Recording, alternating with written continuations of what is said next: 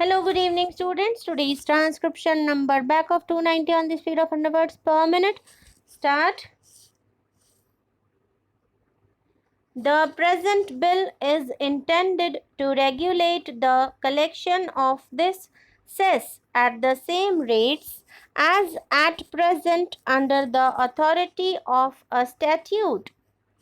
There has been some doubt expressed in recent times about the propriety of government levying this cess on the basis of the Central Excises and Salt Act and the rules thereunder.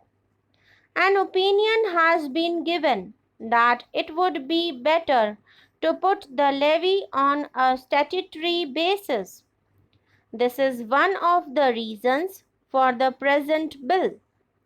The second, and what I consider the more important object, is to lay down in the Act itself the purposes for which the sums so collected should be utilized. The House is well aware that we have similar cesses on the production of some other commodities which are collected, and after meeting the administrative expenses, the proceeds expended on the promotion of those particular industries. I may mention, for example, the cess on tea, coffee, rubber for the development of these respective industries and the marketing of such products. We have also the example of the cess on coal levied in the interests of coal mine labor welfare and conservation and safety in coal mines. Quite recently, an act has been passed that a cess shall be levied on milk cloth with the object of assisting and encouraging khadi and other cottage industries. The present measure, as I have explained, is a simple one.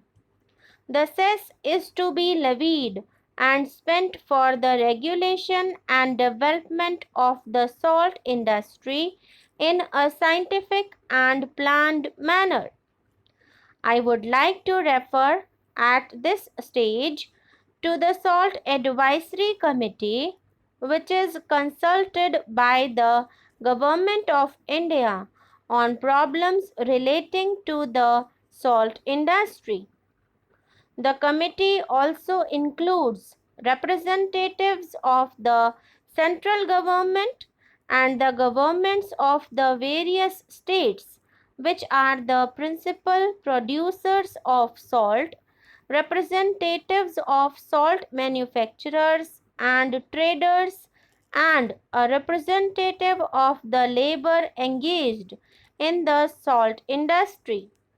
The committee has expressed itself in favor of the continuance of the cess and of the proceeds being spent on the development of the salt industry. The Salt Advisory Committee further advised in 1950-51 that the then existing exemption from the cess on the salt exported by sea to Calcutta should also be withdrawn. After their advice was acted upon by the government with effect from February 1952, all salt produced by the licensed manufacturers of salt in India has been subjected to the levy of the cess. The recommendations made by the Planning Commission are of interest in this connection.